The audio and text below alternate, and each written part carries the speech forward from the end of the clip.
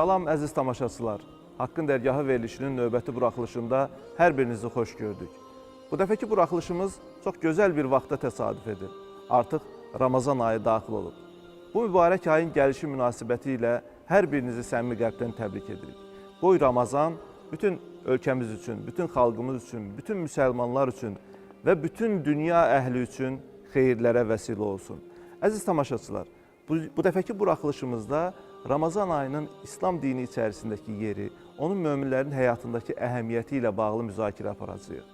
Həm söhbətim Azərbaycan İlahiyyat İnstitutunun Elm və İnnovasiyalar üzrə prorektoru, fəlsəfə üzrə fəlsəfə doktoru, dosent Mirniyaz Mürsəlovdur. Mirniyaz müəllim, xoş gördük. Xoş gününüzə gələk. Mirniyaz müəllim, sizinlə bugün mübarək günlərdə qarşılaşırıq. Ramazan ayı artıq daxil olubdur və səbirsizliklə gözlədiyimiz 11 ayın sultanı olan Ramazan gəlib çatıbdır. Ramazan möminlərin mənəvi həyatında, eyni zamanda sadəcə mənəvi həyat deyil, ictimai həyatında xüsusi yer tutur. Bu aya hazırlıqlardan keçərək gəlirik. Hətta rəvayət olunur ki, Həzrəti Peyğəmbərin səhabələri Ramazandan sonra 6 ay Ramazanın əhval-ruhiyyəsini öz aralarında müzakirə edərək keçirərdilər. Ramazana 6 ay qalmışa qədər isə, növbəti 6 ayda isə Ramazanın yolunu gözləyərək, yenə özlərini o Ramazana mənəvi cəhətdən hazırlayaraq keçirərdilər. Allaha çox şükürlər olsun ki, artıq Ramazana yetişdik. Peyğəmbərin də duasında hər zaman bu var idi ki, Allahım bizi Ramazana yetişdir. Ramazan ayının müsəlmanlar üçün əhəmiyyəti nədən ibarətdir? İslam dini içərisindəki mahiyyəti nədən ibarətdir? Gəlin əvvəlcə buradan başlayaq. Ramazan ayı ərəb təqvimində İslamdan öncə də mövcud idi. Amma necə ki insanoğlu Allahın İslam dinini göndərməsi ilə şərəfləndi, Ramazan ayı da məhz İslamdan öz nəsibini aldı, şərəfləndi. Ramazan ayı mübarək aydır, müqəddəs aydır. Ramazan ayını mübarək edən Allah Taala'nın da Quran-ı Kərimdə buyurduğu kimi Qədir gecəsinin məhz Ramazan ayında olmasıdır. Çünki Allah Taala Duxan surəsinin 3-cü ayəsində Bismillahirrahmanirrahim İnna enzelnahu fi leyletin mübareketin İnna kunna munzirin Sadakallahul aliyyul azim. Allah Teala buyurur ki, biz onu mübarək bir gecədə nazil etdik və şübhəsiz biz xəbərdar edənik. Yəni, necə ki Qədir surəsinin də 1-ci ayəsində İnna enzelnahu fi leyletil qadr deyə Allah Teala biz onu Qədir gecəsində nazil etdik buyurmaqla Qədir gecəsinin Ramazan ayına xüsusi bir səciyyə qatdığını, Qədir gecəsinin özünün də mübarək bir gecə olmasını məhz Quran-ı Kərimin nazil olması ilə diqqətimizə çatdırır. Dolayısıyla Ramazan ayında sizin də qeyd etdiyiniz kimi insanoğluna verilmiş fürsət. Təbii ki, bu fürsət bir gecə olaraq dəyərləndirilməməlidir. Ramazan ayı özü bir fürsətdir insan üçün. Həmən gecədə də məhz insanları doğru yola yönəldən Quran-ı Kərim nazil olmuşdur. Bunu da Allah Teala Quran-ı Kərimin Bəqərə surəsinin 185-ci ayəsində Bismillahirrahmanirrahim Şəhru Ramadanəl-ləzi unzilə fihil Qur'an hudellin nasi ve beyinatin minel huda vel furqan buyurur. Ramazan ayı insanlara doğru yolu gösteren ve bu yolu açıq dəlilləri aydınlaştıran, haqqı batildən ayıran Kur'an-ı Kerim'in nazil olduğu aydır buyurur. Ramazan ayının mübarək olmasını səciyyələndirən məhz bu iki xüsusiyyət idi. Qədir gecəsinin bu ayda mövcud olması və Qədir gecəsində Kur'an-ı Kerim'in eyni zamanda dünya səmasına enməsi, insanoğluna gəlib çatması və Allahın əmrlərini insanların bu kitab vasitəsilə öyrənməsidir. Ramazan ayının eyni zamanda mənəvi baxımdan səciyyəvi xüsusiyyətləri vardır. Bu ay biz qeyd edirik ki, insanların Allahı ucaltması ayıdır. Amma məsələyə tək tərəfli baxmaq olmaz. Biz burada Allaha ibadət etməklə, Allahı zikr etməklə təkcə onu ucaltmırıq. Mənəvi baxımdan özümüz də ucaldırıq. Bəli. Ramazan ayı eyni zamanda təqva ayıdır. Allahı insanlara yaxınlaşdıran bir aydır. Ramazan ayı Allahın hədlərini gözləmə ayıdır.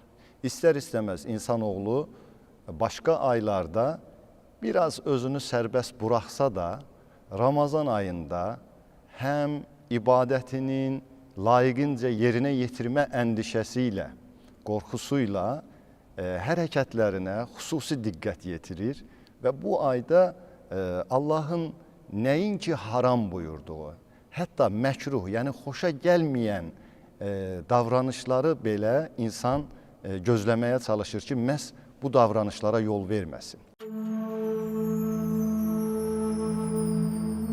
Ey arxayın olan kəs, razı qalmış və razılıq qazanmış halda öz Rəbbinə tərəf dön. Mənim qullarımın cərgəsinə keç, cənnətimə daxil ol.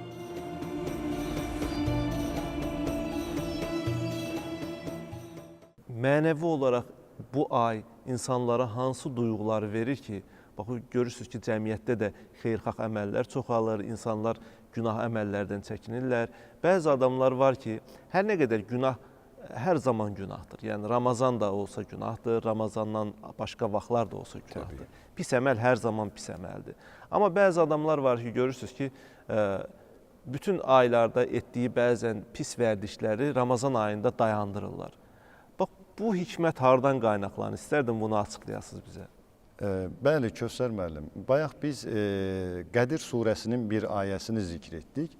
Digər bir ayəsində Allah Teala sən hardan biləsən ki, Qədir gecəsinin mahiyyəti nədir?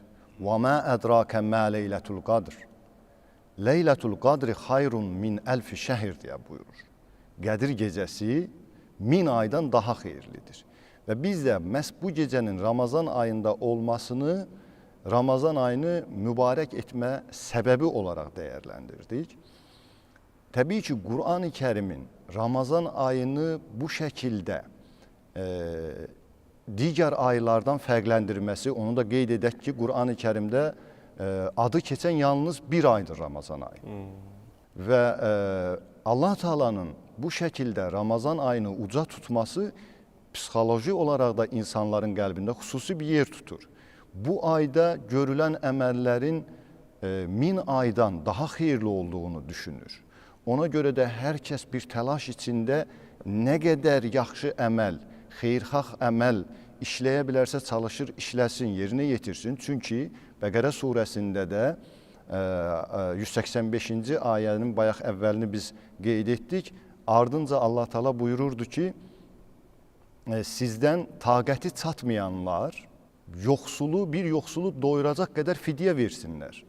Ancaq hər kəs könüllü olaraq bir xeyir əməl yerinə yetirərsə, bu onun üçün daha faydalıdır. Yəni, taqəti çatmasa belə, həm oruç tutub, həm fidyə verənlər üçün məhz bu ayə nazil olunub. Onların bu ayda daha faydalı bir iş gördüyü bizim diqqətimizə çatdırılır. Bax, bu mənada Ramazan ayında insanlar Allahın xüsusi bir ayı olduğu düşüncəsində xeyir əməl etməyə çalışırlar və onu da qeyd edək ki, bu ayı xüsusilə şərəfləndirən məhz oruc ibadətinin də bu ayda vacib buyurulmasıdır. Sizdən əvvəlcə oruc ibadətinin dini hökmünü soruşaq. Yəni, oruc ibadəti könüllü bir ibadətdirmi? Oruc ibadəti vacib bir ibadətdirmi? Xüsusilə Ramazan ayında. Bəli. Bunu izah edəsiniz. Bir də bu ibadətin mahiyyətini əziz tamaşaçılarımızın diqqətinə çatdırasınız. Ramazan ayında oruç tutmaq könüllü bir ibadət deyildir. Niyə? Çünki Allah Teala Quran-ı Kərimin Bəqərə surəsinin 183-cü ayəsində buyurur ki, sizdən öncəki ümmətlərə vacib edildiyi kimi, fərz qılındığı kimi sizə də oruç tutmaq fərz buyuruldu. Yəni, hər şeydən öncə Ramazan ayında oruç tutmaq Allahın fərz, vacib bir əmridir.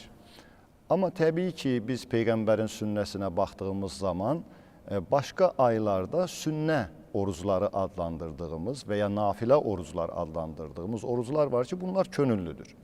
Məhz Ramazan ayında isə oruç tutmaq Allahın vacib, fərz əmridir. Və İslamın şərtlərindən biridir. Və İslamın da şərtlərindən biridir, bəli, Kövsər bəli.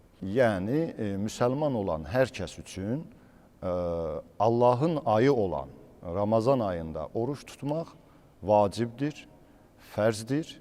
İnsanlar bu ibadəti necə ki, namaz kimi, digər ibadətlər kimi yerinə yetirmək məcburiyyətindədirlər. Bu ibadəti də yerinə yetirmək məcburiyyətindədirlər. Amma Ramazan ayının mükafatını Peyğəmbərimiz buyurur ki, Allah Teala məhz şəxsən özünün verəcəyini bildirir. Çünki hətta hədislərin birində qeyd olunur ki, məhz Allah Teala insanı yer üzərində öz xəlifəsi olaraq yaratdığını mələklərinə bildirdiyi zaman, siz də çox gözəl bilirsiniz, yenə bu da Quran-ı Kərimin Bəqərə surəsində yer alır. Yer üzərində fitnə, fəsad çıxaracaq bir varlıq mı yaratmaq istəyirsən deyə Rəblərinə dönərək sualla müraciət edirlər. Təbii ki, Allahın yaratmaq istəməsi onu yaratması deməkdir. Və Ramazan ayının sonunda Peyğəmbərimizdən nəql olunan hədislərdə bildirilir ki, Allah Teala bütün mələklərini toplayar və oruç tutan bəndələrinin say çoxluğu ilə bir növ fəxr edərmi deyək, şad olarmı deyək. Amma Ramazan ayında tutulan orucun digərlərindən fərqi nədir? Bu, həm qeyd etdiyimiz kimi vacib, fərz bir əmirdir. Yeganə ibadətdir ki, bu ibadəti yerinə yetirərkən digər xeyir əməlləri də paralel surətdə icra etmək mümkündür. Bəs biz bilirik ki, namaz əsnasında hətta biz başımızı qiblədən əks və ya fərqli istiqamətdə döndərdiyimiz təqdirdə ibadətin mahiyyətinə xələl gəlir. Hətta bəzən ibadət pozulur deyən alimlər də var. Və ya dünyəvi kəlmə danışmaq olmaz. İbadət icra olunduğu müddətcə yalnız diqqət namaz ibadətini tam şəkildə yerinə yetirməyə yönəlir. Ramazan ayında isə sahurdan iftara qədər həm Allahın buyurduğu şəkildə yemədən, içmədən eyni zamanda da ibadətimizin tam olması üçün digər mənfi vərdişlərdən çəkinməklə başqa xeyir əməllər də yerinə yetirə bilirik. Yəni, belə bir sərbəstlik də verilir. Yəni, təkcə oruc ibadətini icra etməklə savab qazanmırıq, oruclu ikən bir də xeyir əməl işləməklə yenə savab qazanmış oluruq. Minniyaz müəllim, orucun mahiyyətinə dair istərdim bir məsələyə aydınlıq gətirəsiniz. Peyğəmbərin hədislərində də bu öz əksini tapır, dinin digər buyruqlarında da öz əksini tapır. Ramazan ayını mahiyyətinə vararaq idrak eləmək, yaşamağın şərt olduğu bildirilir. Yəni, sadəcə zahiri mənada ac qalmaq, susuz qalmaq deyil, həqiqətən bu ayı yaşamaq, bu ibadəti ruhumuza tutturmaq bir baxıma. Yəni, nəfsimizi həqiqi mənada zərərli vərdişlərdən, şəhvani istəklərdən uzaqlaşdırmaq. Bax, istərdim ki, oruc ibadətinin mahiyyətinə dair bu fərqi izah eləyəsiniz. Yəni, biri var zahiri mənada oruç tutmaq, sadəcə bədənimizlə, bir də var həqiqətən nəfsimizi cilovlayaraq bu orucu tutmaq. Bunun bizə faydası nə olar və bu ikisini bir-birindən necə ayıracağıq? Duyğularımızı cilovlamaq, sahib çıxmaq kimi məsələlər dayanır, amma Peyğəmbərimiz bildirir ki, gözümüz də oruc olmalıdır, dilimiz də oruc olmalıdır, qulağımız da oruc olmalıdır. Yəni bir bütün olaraq özümüzü oruc ibadətinə həsr eləməliyik.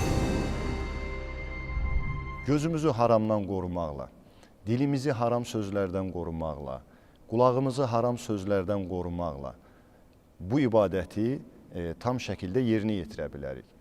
Yəni, bütün üzvlərimizlə biz oruc ibadətini tam yerinə yetirə bilmək üçün səfərbər olmalıyıq. Quran-ı Kərimin ayəsində də bildirildiyi kimi, hətta biz oruclukən müsəlman qardaşımızın qiyabında, yəni o olmadan onun qeybətini etmək, onun haqqında danışmaq müsəlman qardaşının ətini yeyilməsinə bənzədilir.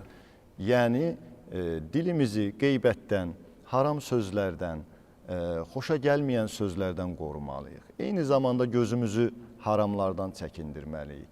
Yəni, beləliklə biz həm də Ramazan ayında bu üzvlərimizin də oruç tutmasına diqqət yetirməklə özümüzə vərdiş qazandırmış oluruq.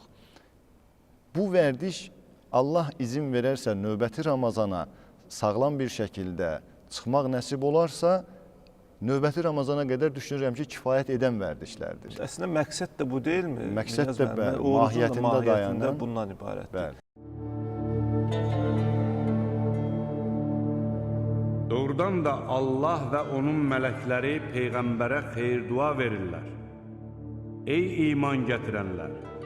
Siz də ona xeyir-dua verib, kamil ədəb-ərkanla salamlayın.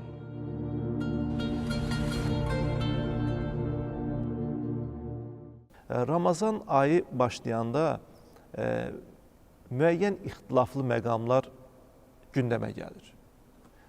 Bu, istər Ramazan ayının başlanması ilə bağlı olsun, bu, istər oruc ibadətinin təfərrüat məsələlərinə dair hökmlərlə əlaqədar olsun, bayramın vaxtının yetişməsi ilə bağlı olsun. Bəzi məsələlərə dair alimlər arasında müxtəlif ictihad fərqləri var. Bu ictihad fərqləri bəzən bilgisiz insanlar tərəfindən qabardılaraq bizim oruçdan gözlədiyimiz mənəvi duyğulara xələl gətirəcək bir şəkildə təqdim olunur.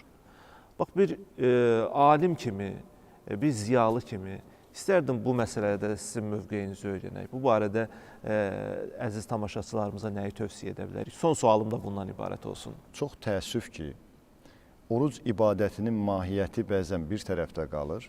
İnsanlar onun zahiri tərəfləri ilə özlərini məşğul edirlər. Halbuki bu ay sizin də, mənim də bayaqdan qeyd etdiyimiz kimi insanoğluna verilmiş bir fürsət ayıdır. Nə qədər dünya həyatında savab xurcunumuza savab toplamaq təlaşı ilə çalışıb xeyir işlər görmək yerinə bəzən zahiri məsələlərlə özümüzü məşğul edirik və bir də görürük ki, verilmiş bu fürsət ayı əlimizdən uçdu getdi. Təbii ki, İslam hüquq məktəblərində Bəqərə surəsində Allah Taala'nın buyurduğu sizdən ayı gördüyünüz zaman oruç tutsun ayəsini fərqli şəkildə yorumlayır və fərqli şəkildə bu ayəyə əsasən fetvalar verirlər. Ayın gözlə görülmə məsələsi və ya teleskopla görülmə məsələsi və ya yalın gözlə görülmə məsələsi kimi məsələlər bizi Ramazanın mahiyyətindən, oruc ibadətinin mahiyyətindən uzaqlaşdırmamalıdır. Eyni zamanda İslam ümməti arasında, yəni hökm verərkən parçalanmaya gətirib çıxaracaq bir hökm verilməməlidir deyə düşünürəm və eyni zamanda da hər ölkədə olduğu kimi bizim ölkənin vətəndaşlarının da bu məsələ ilə bağlı birbaşa əlaqəsi olan qurumun təqviminə riayət etməsini tövsiyə edərdim. Çünki biz bilirik ki, hər il Ramazan ayından öncə Qafqaz Müsəlmanları İdarəsinin Ramazan təqvimi elan olunur və bu təqvim hazırlanır Şamaxıdakı elmi rəsədxananın verdiyi məlumatlar əsasında. Azərbaycan üfüqlərində Ramazan ayında ayın nə zaman görünəcəyi ilə bağlı, eyni zamanda Ramazanın sonunda ayın hansı gün tamamlanacağı barədə elmi şəkildə bu bilgiləri verirlər və bunun əsasında da təqvim hazırlanır. Bu məsələnin zahiri tərəfidir təbii ki. Biz Ramazan ayından nə qədər mənəvi olaraq özümüzə pay ala bildik. Ramazan ayında nə qədər biz nəfsimizə sahib çıxa bildik.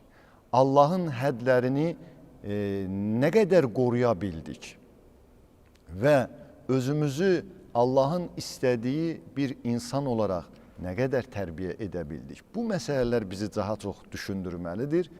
Bu ayı sonuncu Ramazanımız olaraq görərək əlimizdən gələn qədər xeyir işlər görmək, iftar süfrələri açmaq, yoxsul, yetim insanları sevindirmək kimi gözəl davranışlar sərgiləmək və bu davranışlarımızla da bizdən sonra gələn gənc nəsillərə örnək olmaq. Ramazan ayının ilk günlərindəyik dediyimiz kimi bu münasibətlə sizi də, dəyərli tamaşaçılarımızı da bir daha Ramazan ayının gəlişi münasibəti ilə təbrik edirəm.